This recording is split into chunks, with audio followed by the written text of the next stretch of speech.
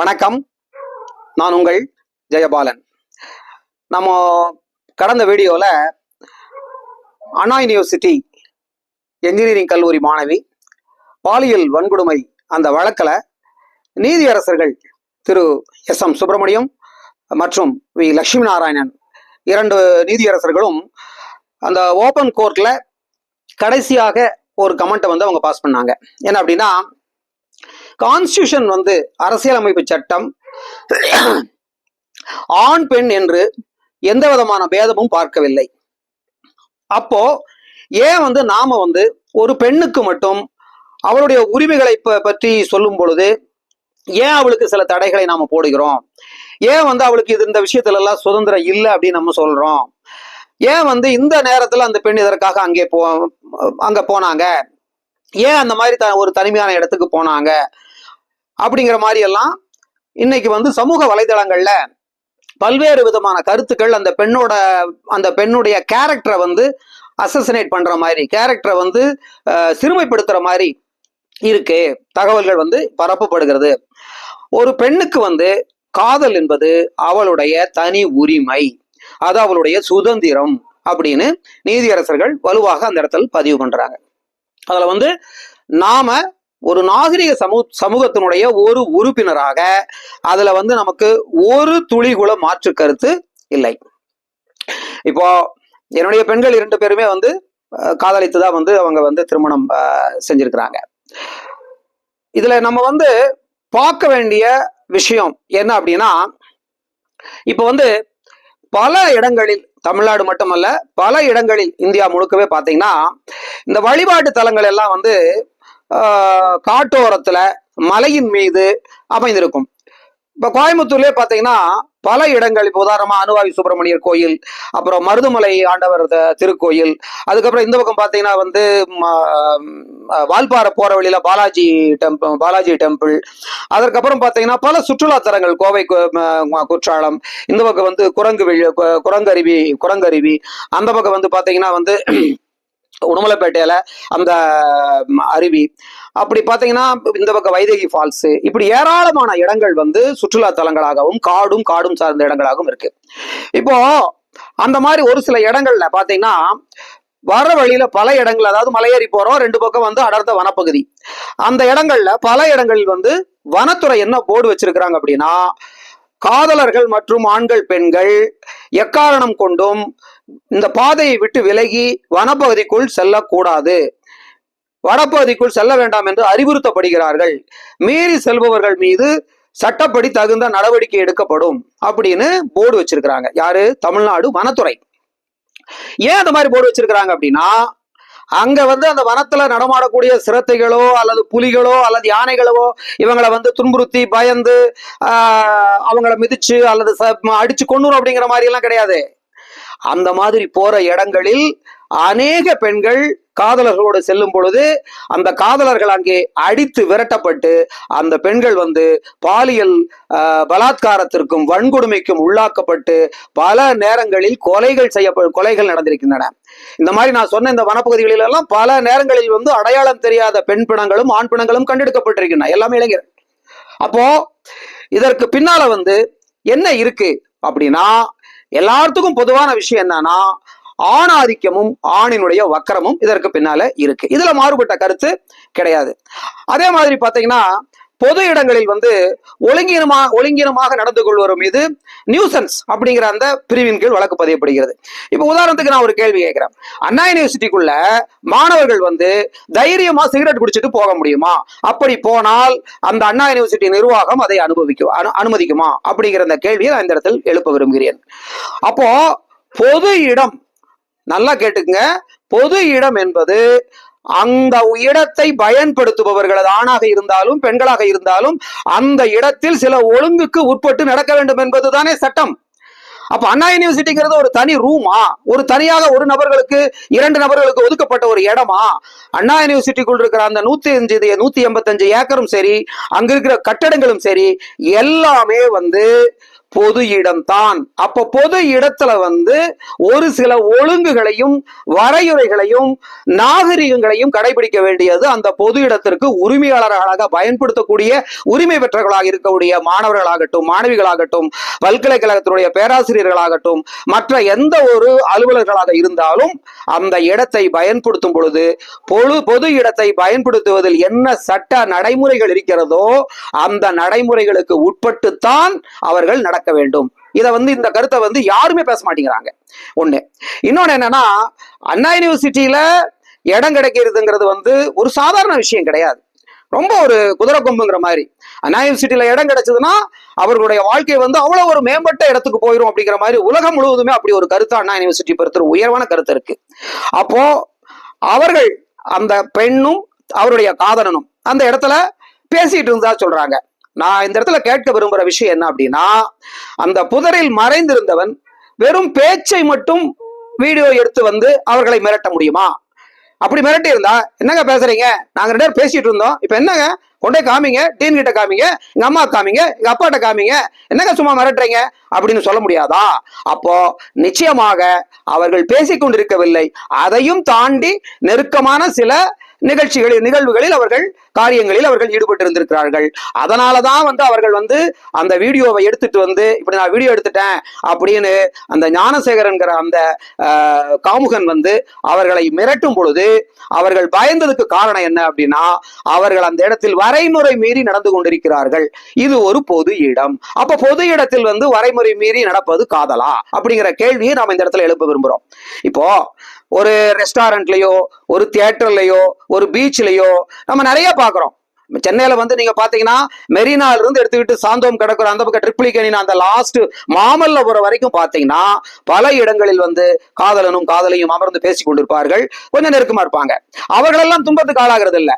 ஆனா பாக்குத்தோப்பு, சவுக்குத்தோப்பு, கட்டுமரங்கள் இந்த மாதிரி மறைவிடங்களில் போய் அந்த பொது இடத்திற்கு உண்டான ஒழுங்கினைகளை மீறி அவர்கள் மிகவும் நெருக்கமாக பாலியல் நிகழ்வுகளில் ஈடுபடும் பொழுது அங்க இருக்கக்கூடிய அந்த வக்கர மனம் படைத்தவர்களால் அவர்கள் வந்து துன்புறுத்தப்படுகிறார்கள். இந்த மாதிரி பெண்கள் வந்து பாலியல் துன்பத்திற்கு ஆளாக்கப்படுகிறார்கள். அப்போ இதையும் நாம இந்த இடத்தில் நாம் கருத்தில் கொள்ள வேண்டும். அடுத்தது வந்து சுதந்திரம் அப்படிங்கிற அந்த வரைமுறை என்ன? இப்போ சுதந்திரம் அப்படிங்கிறதுக்கும் உரிமை அப்படிங்கிறதுக்கும் எச்சரிக்கை அப்படிங்கிறதுக்கும் நடுவில் ஒரு மெல்லிய கோடு தானே இருக்கு. இந்த கோடு எப்ப அழிக்கப்படுமோ அந்த நேரத்தில் இந்த மாதிரி வன்முறைகள் நடக்குது அப்படிங்கறதா நம்ம காலங்காலமாக நம்ம பார்த்துட்டு இருக்கிற விஷயம். இப்போ அந்த நேரத்துல வந்து அந்த நபர் ஒரு தனிநபர். அப்போ அந்த தனிநபரை வந்து அந்த பெண் அந்த ஆண் 2 பேருமே இளைஞர்கள். இந்த 2 பேர் சேர்ந்து சரி ஒரு பெண்ணுக்கு தெரிய வேண்டாங்க, ஒரு ஆணுக்கு தெரியாதா? ஒரு ஆண் இன்னொரு ஆணினுடைய பலகீனமான பகுதி எது அப்படின்னு தெரியாதா? எட்டி ஒரு உத அந்த இடத்துல அடித்திருந்தால் அந்த நபரை கீழே விழுக்காட்ட முடியாதா? அவன் கையில் இருக்கிற செல்போனை புடுங்க முடியாதா? 2 பேரும் சேர்ந்து ஒரு ஆணும் பெண்ணும் சேர்ந்து அந்த ஆளை வந்து புரட்டி எடுத்திருக்கலாம் இல்லையா? அப்போ ஏன் அவனால பண்ண முடியல அப்படின்னா, அவர்களுக்கு இயல்பாக அவர்களுக்கு மனதில் அந்த தைரியம் இல்லை. அந்த அச்ச உணர்வு, அந்த படபடப்பு, அந்த ஒரு அழுத்தத்தின் காரணமாக அவர்கள் அப்படியே விதிர்விதித்து போய் என்ன செய்யறதுன்னு தெரியாம அவனுடைய அந்த காமுகனுடைய எல்லா விதமான அந்த இழுப்புக்கெல்லாம் அவர்கள் அங்கே அடிபணிந்திருக்கிறார்கள். அப்ப இந்த இடத்துல நம்ம பார்க்க வேண்டிய விஷயம் என்ன அப்படின்னா, இன்றைய இளைஞர் சமுதாயம், அதாவது குறிப்பாக வந்து கல்லூரியில் படிப்பவர்கள், குறிப்பாக வந்து மருத்துவ கல்லூரியிலையும் என்ஜினியரிங் கல்லூரியில படிக்கிறவங்க, அவங்க எல்லாருமே வந்து உடல் வலுவுடன் இருக்கிறார்களா, நல்ல ஒரு ஸ்ட்ராங்கான பாடி அவங்க மெயின்டைன் பண்றாங்களா அப்படின்னா கிடையாது. திருவிக்கா அவர்கள் சொல்லும் பொழுது என்ன சொல்றாரு அப்படின்னா, இளைஞர்களை பற்றி சொல்லும் பொழுது இன்றைய இளைஞர்கள் எப்படி இருக்க வேண்டும் அப்படிங்கிறதுக்கு அவர் என்ன சொல்றாருன்னா, கெழு நரம்பும் கழுத்தும் நிமிர்ந்த நடையும் நேர்கொண்ட பார்வையும் எக்கு போன்ற உடல் திண்மையும் கொண்டவர்களாக இந்த இளைஞர்கள் இருக்க வேண்டும் அப்படின்னு சொல்றாரு. ஏன் இந்த மாதிரி சொல்றாருன்னா, வலுவான உடலில் தான் வலுவான மனம் குடியிருக்கும்.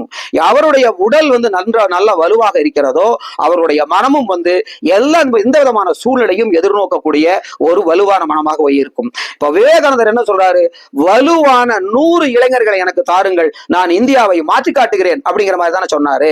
அப்போ அந்த இடத்துல வந்து ஒரு இளைஞனும் ஒரு யுவதியும் சேர்ந்து அந்த நபரை, தங்களை மிரட்ட வந்த அந்த நபரை வந்து அடித்திருக்க முடியாதா? அவர் கையிலிருந்து செல்போனை பிரட்டி எடுக்க முடியாதா? அங்கிருந்து ஓடி வந்திருக்க முடியாதா? அல்லது எல்லாத்துக்கும் மேல அந்த நபர் இந்த பையனை என்ன பண்ணிருக்கான், அங்கிருந்து விரட்டி விட்டுருக்கான். அப்போ 7:40 ஏறக்குறைய 8:30 மணி வரை, ஏறக்குறைய 3/4 மணி நேரம் இந்த பையன் என்ன பண்ணிட்டு இருந்தான் அப்படிங்கிற கேள்வி இருக்கு இல்லையா. இப்போ தன்னுடைய இணையை வந்து ஒரு ஆணால், தன்னை நம்பி வந்த ஒரு பெண்ணை ஒரு ஆணால் காப்பாற்ற முடியவில்லை என்றால் அவனுக்கு எதுக்குங்க அந்த காதலு? அப்போ ஏன் வந்து அந்த இடத்துல வந்து அவர்கள் வந்து மிகுந்த நம்பிக்கையோடு அது மாதிரி செயல்களில் ஈடுபட்டாங்க அப்படின்னா, இது நம்ம யூனிவர்சிட்டி, இங்க எதுவுமே நடக்காது அப்படின்னு ஒரு மிதமஞ்சிய தன்னம்பிக்கை. சரி, ஏன் இந்த தன்னம்பிக்கை உங்களுக்கு வந்துச்சு அப்படின்னா, அவர்களுக்கு வந்து படிப்பை தவிர பொது அறிவே கிடையாது அப்படிங்கறதுதான் உண்மை. தன்னை சுற்றி என்ன நடக்கிறது, எந்த விதமான அரசியல் சூழல் இருக்கிறது, இந்த சமூகம் எப்படி இருக்கிறது, இந்த சமூகத்தில் என்ன மாதிரி தவறுகள் நடந்து கொண்டிருக்கின்றன, அதுல இளைஞர்களுக்கும் குறிப்பாக பெண்களுக்கும் என்ன மாதிரி படுபாதகங்கள் இழைக்கப்படுகின்றன, எப்படி வந்து அதிகார வர்க்கம், எப்படி அரசியல் வர்க்கம், எப்படி பணம் படைத்தவர்கள், திமிர் படைத்தவர்கள், அதிகாரத்தை கையில் வைத்திருப்பவர்கள், பதவியில் கையில் வைத்திருப்பவர்கள், இவர்களால் வந்து பெண்கள் எப்படி வந்து பலவிதமான கொடுமைக்கு ஆளாக்கப்படுகிறார்கள் அப்படிங்கிற அந்த பிரக்கையும் அந்த உணர்வும் இன்றைய இளைஞர்களுக்கு இல்லை. அந்த இளைஞர்கள் வந்து தங்களை சுற்றி இருக்கக்கூடிய சமூகத்தை ஒரு பரந்துபட்ட கண்ணோட்டத்தோடு, ஒரு பிராடர் பெர்ஸ்பெக்டிவ்ல பார்க்கிறதுக்கு அவங்க இன்னைக்கு தயாராக இல்லை அல்லது பார்ப்பதில்லை என்பதுதான் நிதர்சனமான உண்மை. அப்போ இதற்கெல்லாம் என்ன காரணம்? அப்போ ஒரு காமுகன் அந்த இடத்துல வந்து இன்றைக்கு வந்து பாத்தீங்கன்னா ஒரு புலனாய்வு பத்திரிகையில வந்திருக்கிற செய்தி என்ன அப்படின்னா, அந்த நபர் வந்து இது மாதிரி பல குற்றங்களில் இதற்கு முன்னர் ஈடுபட்டிருக்கிறார். அப்படி அவர் வந்து அங்கங்க ரிப்போர்ட் ஆகி அவரை வந்து பிடிச்சு கொண்டு போகும்போது அவர் சிரிச்சுட்டே சொல்லுவானாமா, பாருங்க கொஞ்ச நேரத்தில் ஒரு போன் வரும் பாருங்க, அப்புறம் என்னை எப்படி மரியாதையை அனுப்பி வைப்பாங்க பாருங்க அப்படின்னு சொல்லுவானாமா. அதே மாதிரி யாராவது ஒரு முக்கியமான ஒரு பிரமுகர்கிட்ட இருந்தோ அல்லது ஒரு அரசியல்வாதி கிட்ட இருந்தோ போன் வருமாமா, உடனடியாக அங்க இருக்கும் அதிகாரி அவர் மீது ஒரு சிறிய வழக்கை மட்டும் பதிஞ்சிட்டு அனுப்பிச்சுட்டுருவாராமா.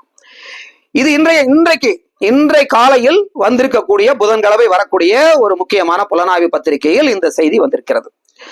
அதே மாதிரி இன்றைக்கு ஒரு முக்கியமான ஒரு தீர்ப்பும் வந்திருக்கிறது. சென்னையில் இருக்கக்கூடிய அள்ளிக்குளம் மகளிர் நீதிமன்றத்துல 2022 பரங்கிமலை ரயில்வே ஸ்டேஷன்ல சத்யபிரியா என்ற தன்னுடைய முன்னாள் காதலையை, அந்த பெண்ணினுடைய முன்னாள் காதலன் வாக்குவாதத்தில் ஈடுபட்டு இருந்தப்போ ஆத்திரத்தில் என்ன பண்றான், அந்த பொண்ணை வந்து ஓடுகின்ற மின்சார ரயில் மூலமாக ரயில் முன்னாடி தள்ளிவிட்டு அந்த பெண் அங்கே கொலை செய்யப்படுகிறாள். அதுல இன்னைக்கு வழக்கு வந்திருக்குது. அந்த பையனுக்கு அந்த அள்ளிக்குளம் மகளிர் நீதிமன்றத்தினுடைய நீதிபதி அவர்கள் ஒரு பரபரப்பான தீர்ப்பை கொடுத்திருக்கிறார்கள். என்ன அப்படின்னா, மரண தண்டனை அந்த நபருக்கு விதிக்கப்பட்டிருக்கிறது.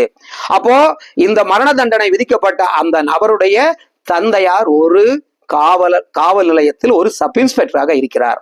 அப்போ ஒரு சப் இன்ஸ்பெக்டரோட பையனாக இருந்தாலும் அந்த இடத்துல சட்டத்தை நிலைநாட்டுவதற்காக அந்த காவல்துறையும் சட்டமும் சேர்ந்து பல்வேறு விதமான சாட்சிகளை எல்லாம் சேகரிச்சு 2 வருடங்களுக்கு மேலாக இந்த வழக்கு நடந்து இன்னைக்கு அந்த தீர்ப்பு வந்திருக்கிறது என்றால், அதுல வெறும் காவல்துறையோட பங்கு மட்டுமல்ல, அன்றைக்கு அந்த பொதுவெளியில் அந்த விஷயங்கள் வந்து சமூக வலைத்தளங்களிலும் பத்திரிகைகளிலும் ஊடகங்களிலும் பலமாக விவாதிக்கப்பட்டு பலத்த கண்டனம் எழுப்பப்பட்ட காரணமாகத்தான் இது போன்ற நிகழ்வுகளில் தீர்ப்புகள் இப்படி சாதகமாக, பெண்களுக்கு சாதகமாக வந்து கொண்டிருக்கின்றன. சரி, இது ஒரு பக்கம்.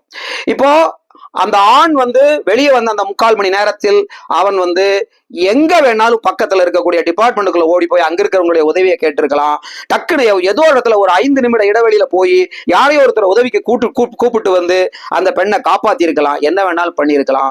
அந்த ஆண், அந்த நபர் தன்னுடைய இணையை காப்பாற்ற வேண்டும் என்ற நோக்கம் இல்லாமல் தன்னை மட்டுமே காப்பாற்றிக் கொள்ளக்கூடிய ஒரு சுயநலம் பிடித்த நபராக சென்று பதுங்கி கொண்ட காரணத்தினால் தான் அந்த பெண்ணுக்கு இந்த கொடுமை அந்த இடத்திலே நடந்திருக்கிறது அப்படிங்கிறதையும் நாம இந்த நேரத்தில் கருத்தில் கொள்ள வேண்டும். சரி, இது ஒரு பக்கம் இருக்கட்டுங்க. ஏன் இந்த மாதிரி நிகழ்ச்சிகள்லாம் நடக்குது? நாம இப்ப வந்து பெண்ணினுடைய சுதந்திரம் அப்படிங்கிற ஒரு வார்த்தையை தொடர்ச்சியா நம்ம சொல்றோம். பெண்ணியம் சார்ந்தவர்கள் எல்லாருமே நம்ம சொல்றோம், பெண்களுக்கு சுதந்திரம் கொடுக்கப்பட வேண்டும், அவர்களை சக மனுஷிகளாக நடத்தப்பட வேண்டும், மனிதநேயத்தோடு நடத்தப்பட வேண்டும், அவர்களும் நம்மை போல ஒரு மனிதர்கள் தான், அவர்களுக்கும் உணர்வு இருக்கிறது, அவர்கள் உடம்பு, அவர்கள் உடை, அவர்கள் உணவு என்று அவர்களுக்கு உண்டான உரிமைகளை ஒரு நாளும் நாம் வந்து மறுக்க கூடாது, மதிக்க வேண்டும் அப்படிங்கிறதெல்லாம் ஏன் வந்து இன்றைக்கும் இந்த நாகரிக சமூகம்னு சொல்லக்கூடிய இந்து சமூகத்தில் ஏன் இப்படி நடக்கிறது அப்படின்னா, நாம வந்து வரலாற்று ரீதியா இதை பார்க்கும் பொழுது மனித இனம் ஏறக்குறைய வந்து ஒரு 3.5 கோடி வருஷங்களுக்கு முன்னால உயிரினங்கள் தோன்றி, அதுக்கப்புறம் அந்த உயிரினங்கள் பரிணாம வளர்ச்சியில வந்து விலங்கினங்களாக பாலூட்டிகளாக மாறி, அதிலிருந்து மனிதன் என்று சொல்லக்கூடிய ஒரு மூதாதையர் உருவாகி, அதுல வந்து ஹோமோசேப்பியன்ஸ் அப்படிங்கிற ஒரு ஒரு தவழ்ந்து செல்லக்கூடிய ஒரு குரங்கிலிருந்து ஒரு மனித இனம் உருவாகி, அதுக்கப்புறம் ஹோமோ எரக்டைல்ஸ் அப்படின்னு சொல்லக்கூடிய நிமிர்ந்து நடக்கக்கூடிய ஒரு மனித இனம் உருவானது எப்ப அப்படின்னா, ஏறக்குறைய 1,25,000 வருடங்களில் இருந்து 75,000 வருடங்களுக்குள்ள. அப்போ அந்த 1,25,000 வருடத்திலிருந்து ஏறக்குறைய நாம் நாகரிகம் அடைந்து விட்டோம், அல்லது நாகரிகத்தை நோக்கி வந்து கொண்டிருக்கிறோம், அல்லது நாகரிகத்தினுடைய ஆரம்பத்தில் இருக்கிறோம் அப்படின்னு சொல்லணும் அப்படின்னா அதிகபட்சம் வந்து ஒரு 15,000 வருஷம். இப்ப நம்மளுடைய கீழடி, கொந்தகை, சிந்து சமவெளி நாகரிகம், அரப்பா, மகஞ்சதாரா, இந்த எல்லா நாகரிகங்களுமே என்ன சொல்லுது அப்படின்னா ஏறக்குறைய 7,000 வருஷம், 8,000 வருஷம், 10,000 வருஷம், தொல்காப்பியர் சொல்லும்போது ஒரு 15,000 வருஷம் வரைக்கும் நம்ம பின்னோக்கி போலாம். அப்ப இந்த 15,000 வருஷத்துக்கு முன்னால எப்படி இருந்தது? ஏன் நம்ம முன்னோர்கள் வந்து ஒரு சமூக கட்டமைப்பு உருவாக்கி அதை பெற்றெடுப்பவருக்கு தாய் என்றும், அந்த குழந்தைக்கு காரணமானவரை தந்தை என்றும், அவரோட கூட பிறந்தவர்கள் எல்லாம் சித்தப்பா, பெரியப்பா, தாய் கூட பிறந்தவர்கள் எல்லாம் சித்தி, பெரியம்மா, கூட பிறந்தவர்கள் எல்லாம் தங்கை, அண்ணன், தாத்தா, பாட்டி, பேத்தின்னு ஏன் இந்த உறவு முறைகளை அவர்கள் கொடுத்தாங்க அப்படின்னா, இந்த மனிதனுடைய இந்த வக்கர புத்தியை அவர்கள் வந்து பார்த்து, இந்த வக்கர புத்தியில் இருந்து விடுபட்டு ஒரு நாகரிக சமூகமாக மாற வேண்டும் என்ற நோக்கத்தில் தான் இந்த மாதிரி ஒரு சமூக கட்டமைப்பை நம்முடைய முன்னோர்கள் உருவாக்கி கொடுத்தாங்க. அப்ப இதெல்லாம் எப்ப நடந்தது அப்படின்னா அதிகபட்சம் ஒரு 15,000 வருஷம். அப்போ அந்த 15,000 வருஷத்துக்கு முன்னால ஒவ்வொரு ஆணும் எந்த பெண்ணோடு உறவு கொள்கிறான் என்பது அவனுக்கே தெரியாது. எல்லாம் ஒரு இனக்கூட்டமா இருக்கும்போது அந்த பெண் வந்து அந்த மனிதனுடைய தாயாக இருக்கலாம், அல்லது தங்கையாக இருக்கலாம், அல்லது மகளாக கூட இருக்கலாம். அது யாரு என்னங்கிறதே தெரியாம அந்த இடத்தில் காட்டு மிராண்டிகளாக, இனக்குழுக்களாக பல 1000 பல 10,000 வருடங்கள் இருந்து அதே அந்த மேலாதிக்கம், அந்த ஆணாதிக்கம், அந்த வக்கரம், அந்த குரூரம், அந்த ஒரு இரையை வேட்டையாடுவது போல் அன்னைக்கு எப்படி மனிதர்கள் வந்து தன்னுடைய தேவைக்காக இரையை வேட்டையாடினான், தன்னுடைய உடல் தேவைக்காக பெண்ணை வேட்டையாடினான், அந்த குரூரமும் அந்த வக்கரமும் பல 10,000 வருடங்களாக மனிதர்கள் இன்றைக்கு இருக்கக்கூடிய நம்முடைய ஒவ்வொருடைய மரபணுவிலும் பொதிந்திருக்கிறது. இந்த மரபணுவை இந்த நாகரிக சமுதாயம் எப்படி கையாள்கிறது என்றால், எப்பொழுது இந்த மாதிரி உணர்வுகள் நம்முள் தலைதிக்கிறதோ, இதுல யாருமே விதிவிலக்கு கிடையாது. நம்ம மறைந்த பண்டித ஜவஹர்லால் நேரு அவர்கள் சொல்லும் போது அவர் தன்னுடைய சுயசரிதையில் சொல்றாரு, பல நேரங்களில் என்னுள் பல தவறான குரூரமான எண்ணங்கள் தலை தூக்கும். அதை ஒரு பாம்பை தன் காலால் மிதித்து, பாம்பின் தலையை தன் காலால் மிதித்து நசுக்குவது போல நான் ஒவ்வொரு நிமிடமும் அந்த எண்ணங்களை எல்லாம் நசுக்கி நான் வந்து அதை வெளிப்படாமல் நான் செய்து கொண்டிருந்தேன் அப்படின்னு ஜவஹர்லால் நேரு தன்னுடைய சுயசரிதையில் எழுதியிருக்கிறார். இந்த நாகரிக சமூகம் அதைத்தான் செஞ்சுக்கிட்டு இருக்குது. நாம வந்து ஒரு விஷயத்தை பார்த்த அந்த நொடியில், அல்லது ஒரு விஷயத்தை கேட்ட அந்த நொடியில், அல்லது ஒரு விஷயத்தை நுகர்ந்த அந்த நொடியில் நமக்குள் பல்வேறு விதமான ஹார்மோனல் சேஞ்சஸ் வந்து நம்ம மரபணுவில் பதிந்திருக்கக்கூடிய தகவல்களின் மூலம் உடனடியாக தட்டி எழுப்பப்படும்.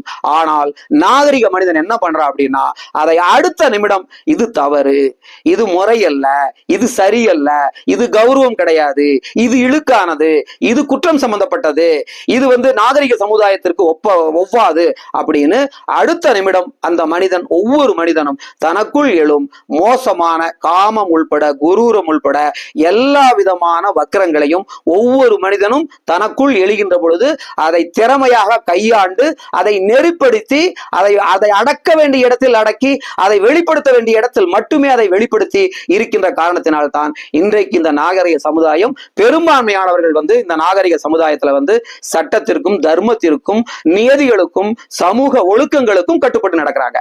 அப்போ இந்த நாகரிக சமுதாயம் நம்ம சொல்றோம். இப்ப உதாரணமா வந்து ஒரு காடுன்னு எடுத்துக்கலாமே. இப்ப இந்த காட்டுல வந்து நமக்கு காட்டுக்குள்ள நம்ம போறோம் அப்படின்னா, இந்த காட்டுக்குள்ள சிங்கத்தை பத்தி நமக்கு தெரியும், புலியை பத்தி நமக்கு தெரியும், ஓநாய்களை பத்தி நமக்கு தெரியும். செந்நாய்கள், நூற்றுக்கணக்கான செந்நாய்கள் கூட்டமா வந்ததுன்னா ஒரு யானையை கூட அந்த செந்நாய்கள் சூழ்ந்து வேட்டையாடி விடும் அப்படிங்கிறது நமக்கு தெரியும். எல்லாத்துக்கும் மேல யானை கருத்த பெருத்த தந்தங்களுடைய தும்பிக்கையோட கூடிய ஒரு உருவம். சிங்கம்னா வந்து அது பிடரியில மயிரோட அது ஒரு வலிமையான ஒரு கம்பீரமான தோற்றத்தையுடைய ஒரு மிருகம். புலினா அது தோல்ல பூரா மஞ்சள் கலரும் கருப்பு கலரும் வரையா இருக்கும் ஒரு வேட்டையாடக்கூடிய அந்த குரூரமான முகத்தையுடைய ஒரு உருவம். செந்நாய் தெருநாய்களும் ஓநாய்களும் தந்திரமான கூட்டம் கூட்டமாக வந்து வேட்டையாடக்கூடிய ஒரு மிருகங்கள் அப்படின்னு இந்த மிருகங்களை பத்தி எல்லாம் நமக்கு அடையாளம் தெரியும். ஆனால் இன்றைக்கு நாகரிக சமூகம் அப்படின்னு சொல்ற இந்த சமூகத்துக்குள்ள எத்தனை விதமான மிருகங்கள் நம்மை போலவே நாகரிக சமூகத்தில் அந்த நாகரிக சமூகத்தினுடைய சட்டங்களுக்கும் ஒழுக்கங்களுக்கும் தர்மத்துக்கும் கட்டுப்படுத்தி நடக்கக்கூடிய மனிதர்களைப் போலவே இந்த மனிதர்களும் இன்றைக்கு நடமாடி கொண்டிருக்கிறார்கள். பசுத்தோலை போர்த்திய புலியை போல. இவங்களை எல்லாம் நம்மளால் அடையாளம் கண்டுபிடிக்க முடியுமா? பாருங்க, நான் வரிசையா சில சம்பவங்களை சொல்றேன்.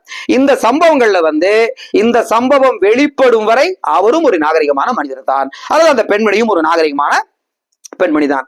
இப்போ பாத்தீங்கன்னா, ஒரு போலீஸ் அதிகாரி தன்னுடைய உயர் அதிகாரியோடு காரில் பயணிக்கும் பொழுது பாலியல் பலாத்காரத்துக்கு உள்ளாக்கப்படுகிறார். பல்வேறு சமூகங்களில் சமூக பெரியவர்களால், உறவினர்களால், தாய்மாமன், மாமன், அப்பா, சித்தப்பா, பெரியப்பா, தாத்தா, இப்படி உறவு முறையுள்ளவர்களால் சிறு பெண்கள் பாலியல் பலாத்காரத்துக்கும் பாலியல் வன்கொடுமைக்கும் உள்ளாக்கப்பட்ட சம்பவங்கள் இந்த சமூகத்துல தான் நடந்துட்டு இருக்கு, இன்னும் நடந்துட்டு தான் இருக்கு. இப்ப சமீபத்துல திருப்பூர்ல வந்து அஸ்ராகார்க் அவர்கள் வந்து எஸ்பியா இருக்கிறப்போ ஒரு +1 படிக்கிற ஒரு மாணவியை அவருடைய தந்தையை குடிபோதையில் பாலியல் பலாத்காரம் தொடர்ந்து முயற்சி செய்து வந்து கொண்டிருந்தார். அப்படிங்கிற ஒரு கட்டத்துல அது எல்லை மீறும் பொழுது அந்த தாயும் அந்த பெண்ணும் சேர்ந்து அந்த வீட்டுல அவருடைய தம்பி விளையாட கூடிய அந்த கிரிக்கெட் மட்டையால் அடித்து கொலை செய்த சம்பவம் இதே சமூகத்துல தானே நடந்தது. அப்ப இந்த இது வெளிப்படுற வரைக்கும் அந்த தந்தை வந்து ஒரு பொறுப்பான தந்தை தானே. அவர் அந்த பெண்ணால் அடையாளம் கண்டுபிடிக்க முடிஞ்சதா?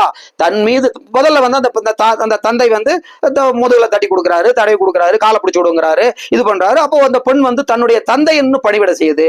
ஒரு கட்டத்தில் அந்த தந்தையினுடைய அத்துமீறல்களை அந்த பெண் உணர வரும் பொழுதுதானே அந்த மனிதனுக்குள் இருக்கிற வக்கரம் வெளிப்படுது. அப்ப அதுக்கு முன்னால வரைக்கும் அவர் ஒரு பொறுப்பான தந்தை தானே. இதே மாதிரி எத்தனை இடத்துல மத போதகர்கள், சாமியார்கள், ஏன் நம்ம வந்து சுஷிலரி ஸ்கூல்ல வந்து பாபா சிவசங்கர் பாபா எத்தனை இளம்பெண்களை வந்து அவர் வேட்டையாடினதாக வந்து நமக்கு செய்திகள் வந்துச்சு. சமூக வலைதளங்கள்ல வந்து எத்தனை இளைஞர்கள் வந்து பப்ஜி மதன், அப்புறம் வந்து பொள்ளாச்சி, இப்படி இவர்கள் எல்லாருமே வந்து இந்த சமூகத்தில் தான் நம்மள மாதிரி தான் அவங்க நடமாடிட்டு இருக்கிறாங்க. அப்போ இது மிருகமா மனிதமா அப்படின்னு தெரியாத ஒரு சமூகத்துல வந்து பெண்கள் வந்து எவ்வளவு ஜாக்கிரதையாக, எவ்வளவு எச்சரிக்கை உணர்வோடு இருக்க வேண்டும். அப்படின்னா நாம இதெல்லாம் நியாயப்படுத்துறோமா? இல்ல, இதெல்லாம் தவறு. ஆனால் இந்த நாகரிகம்னு சொல்லக்கூடிய இடத்துலதான் அவங்க இருக்காங்க. அவர்கள் கையில் பணம் இருக்கிறது, அவர்கள் கையில் அதிகாரம் இருக்கிறது, அவர்கள் கையில் மூர்க்கத்தனமான பலம் இருக்கிறது.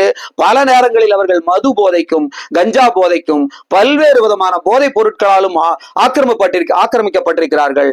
பல நேரங்களில் அதிகார போதையில் அவர்கள் மமதையோடு நடந்து கொண்டிருக்கிறார்கள்.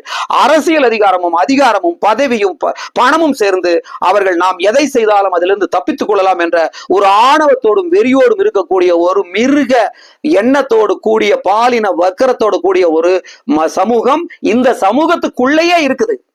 அப்ப இந்த சமூகத்துக்குள்ளேயே இருக்கக்கூடிய இந்த நபர்களை நாம் எப்படி அடையாளம் காண முடியும்? அப்போ இவர்களுக்கு மத்தியில் தானே நம்முடைய குழந்தைகள், நம்முடைய பெண்கள் போயிட்டு வர வேண்டியது இருக்குது. அப்ப நாம இந்த இடத்துல சுதந்திரம் அப்படிங்கிறதுக்கு என்னங்க அளவுகள் கொடுக்க முடியும்? அப்ப எந்த அளவுக்கு நம்ம பெண்கள் வந்து எச்சரிக்கையாக இருக்க வேண்டும்?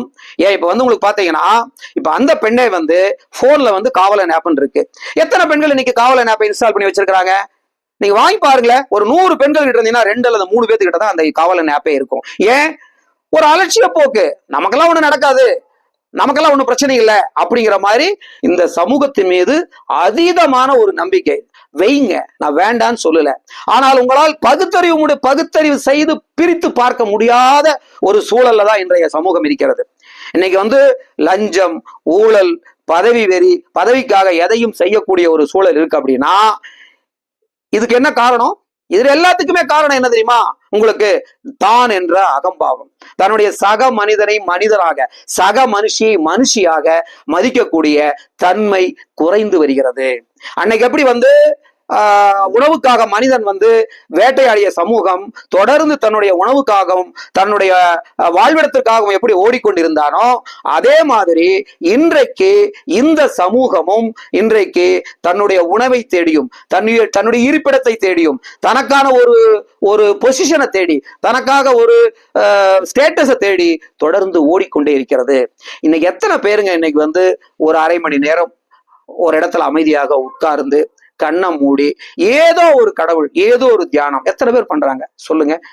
அப்போ அப்படி ஏதாவது ஒரு மனிதன் வந்து தன்னை ஒவ்வொரு நாளும் ஆற்றுப்படுத்திக் கொள்ளக்கூடிய, அமர்ந்து தன்னுள் பார்த்து தன்னை அறிந்து கொள்ளக்கூடிய ஒரு முயற்சிய அந்த மனிதன் எடுக்கலைன்னா அவன் தொடர்ந்து இது மாதிரி பரபரப்பாகவே ஓடிக்கொண்டிருக்கும் பொழுது எப்படி அவனுக்கு சக மனிதனை பற்றிய ஒரு புரிந்துணர்வு இருக்கும்? ரோட்ல போகும்போது கொஞ்சம் கேப் கிடைச்சா முந்திட்டு போறான், வாய்ப்பு கிடைக்கும் போது லஞ்சம் கொடுத்து லைன்ல நிக்காம முன்னாடி போய் அவன் தனக்கான உரிமையை வாங்கிட்டு போயிடுறான்.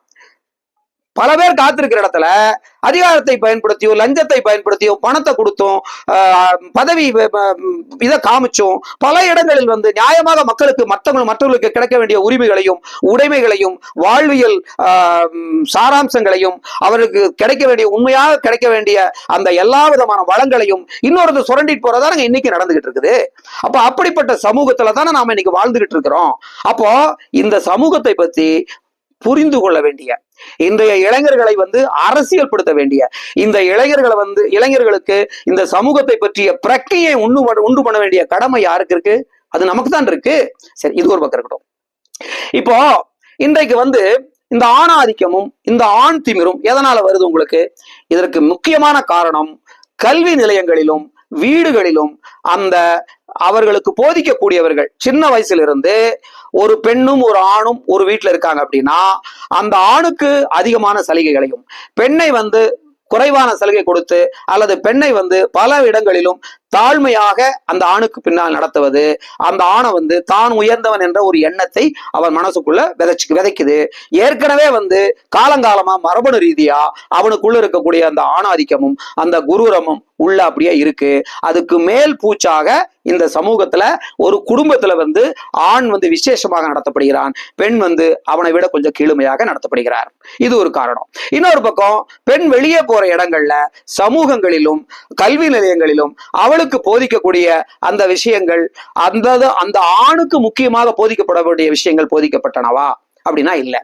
அப்போ ஆணுக்கு வந்து உன் தோழியை, உன் மனைவியை, உன்னோடு பயணிக்கும் சமூகத்தில் பயணிக்கும் ஒரு சக பெண்மணியை நீ வந்து உன்னை நடத்துவது போல, உன் தாயை நடத்துவது போல, உன் சகோதரியை நடத்துவது போல நடத்த வேண்டும் அப்படிங்கிறத சொல்லிக் கொடுக்க வேண்டிய கடமை பெற்றோர்களுக்கும் ஆசிரியர்களுக்கும் இந்த சமூகத்துக்கும் இருக்கிறது.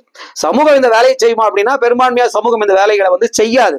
ஏன்னா இப்ப நம்மள மாதிரி யூடியூப் போடுறவங்க, இந்த மாதிரி சமூகத்தின் நலன் மீது அக்கறை கொண்டவர்கள் இந்த விஷயத்தை எடுத்து அதை வந்து பிரிச்சு பல்வேறு கோணங்களில் அலசி ஆராய்ச்சி இது ஒரு வீடியோவா கொடுக்குறோம். எத்தனை பேர் இந்த வீடியோ பார்ப்பாங்க, எத்தனை பேர் வீடியோ பார்த்தவங்க இதை சரி நினைப்பாங்க, இதுல எத்தனை பேர் வந்து நமக்கு எதிராக வந்து என்னைய இந்த மாதிரி வந்து ஒரு பக்கம் ஆம்பளைய திட்டுறான், இன்னொரு பக்கம் பொம்பளைகளோட சுதந்திரத்தை பத்தி கேள்வி கேட்கிறான் அப்படிங்கிற மாதிரியும் பலவர் நினைக்கக்கூடும். ஆனால் உண்மையான நிதர்சனமான உண்மைகளை உங்கள் முன்னால் நம்ம வந்து போட்டு உடைத்திருக்கிறோம்.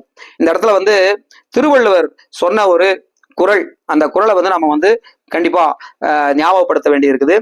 அஞ்சுவது அஞ்சாமை பேதமை, அஞ்சுவது அஞ்சல் அறிவார் தொழில் அப்படின்னு திருவள்ளுவர் வந்து அந்த அறிவுடைமை அப்படிங்கிற அந்த அதிகாரத்துல சொல்றார். அதாவது என்ன அப்படின்னா அஞ்சுவது அஞ்சாமை பேதமை, நம்ம எதுக்கெல்லாம் பயப்படணுமோ அதற்கெல்லாம் பயப்படாமல் இருப்பது பேதமை, மடத்தனம் அப்படிங்கிறார். அதே நேரத்துல அஞ்சுவது அஞ்சல் அறிவார் தொழில். அப்போ எதற்கு பயப்படக்கூடாதோ அதற்கு பயப்படக்கூடாது, எதற்கு நாம் பயப்பட வேண்டுமோ அதற்கு பயப்படுவதுதான் அறிவுடைமை அப்படின்னு திருவள்ளுவர் சொல்றாரு. அப்போ நாம வந்து நம்முடைய பெண் பிள்ளைகளை வந்து இந்த சமூகத்துல வந்து நாம எப்படி தயார்படுத்தி அனுப்பணும் அப்படின்னா மிகுந்த எச்சரிக்கை உணர்வோடு தயார்படுத்தி அனுப்ப வேண்டும். அவர்களை பாதுகாப்பாக இருப்பதற்கு அவளுக்கு என்னென்ன வழிமுறைகளை எல்லாம் சொல்லி தர வேண்டுமோ அதையெல்லாம் சொல்லி தரணும். ஏங்க நம்ம வந்து குட் டச் பேட் டச் நம்ம இன்னைக்கு குழந்தைகளுக்கு சொல்லி தர்றோம்? சமூகம் நல்லா தானே இருக்கு. அப்பா வந்து ஆதரவா தானே தொடுறாரு, தாத்தா வந்து பாசத்தோட தானே பேத்திய தொடுறாரு.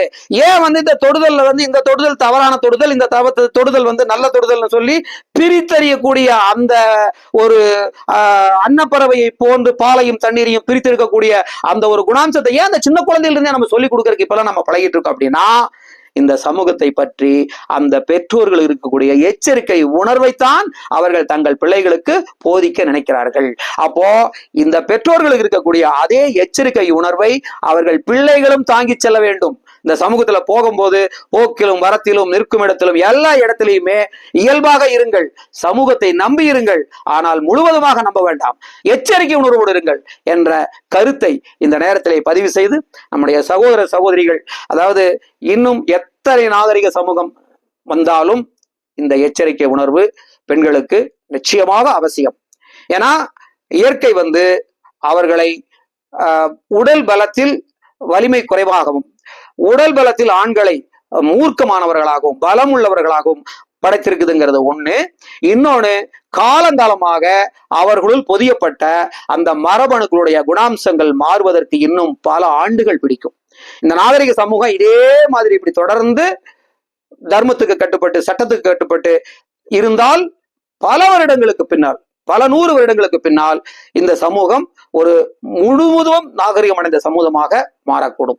அதுவரையிலும் நம் பெண்கள் எச்சரிக்கை உணர்வோடுதான் நம்முடைய சகோதரிகள், நம்முடைய குழந்தைகள் இருக்க வேண்டும் என்ற கருத்தை பதிவு செய்து விடைபெறுகிறேன். நன்றி, வணக்கம்.